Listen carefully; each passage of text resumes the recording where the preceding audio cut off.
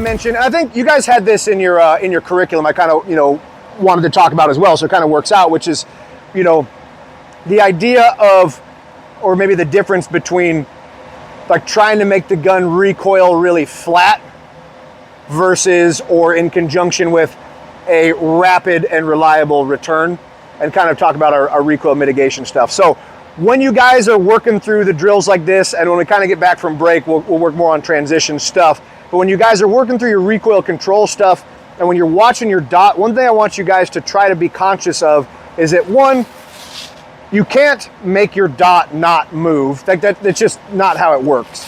But what I want, a good recoil mitigation or control, grip, the dot should be moving like this, like vertically, right?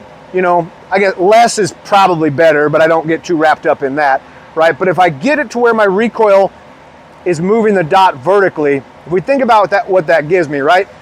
So imagine this is my cardboard target, not a big old hunk of meat, is if I get my dot always recoils vertically, as long as I put it in the middle of the target and I break rounds, I should be getting alphas, or primarily alphas, depending on the target and that sort of stuff. Whereas what a lot of you guys probably see when your dot recoils, does it look like this? So it look like that kind of a lot, or occasionally looks like that, right? So if we think about what that looks like on the target, right, is, well, now Alpha Charlie, 2 Charlie, Alpha Charlie, 2 Charlie, Charlie Delta, right?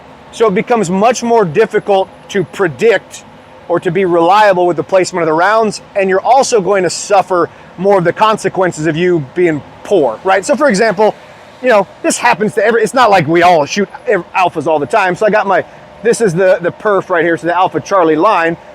So if I put my dot on that instead of center of the alpha, okay, that's not a good job. But if I'm controlling everything's recoiling up here, we could probably reliably say I'm gonna be roughly 50-50 Alpha Charlie, right? But now if my dot is looking like that, when it recoils, I'm gonna be throwing a lot of Charlies, and the worst ones are gonna be Deltas, right? Which from a competitive shooting standpoint, we call those scoring misses because they're useless. But we also think about that from a standpoint of like shooting real actual targets, which is that like, if I'm basically picking a spot center mass and my recoil is in track here, I should be able to reliably predict, okay, those rounds are center mass. But you start getting that, now you start getting very peripheral, which rounds go off into like who knows where, but also is like, that doesn't even take into account the fact that things are behind vehicles and other shit that gets in the way. So just something to kind of think of in terms of that.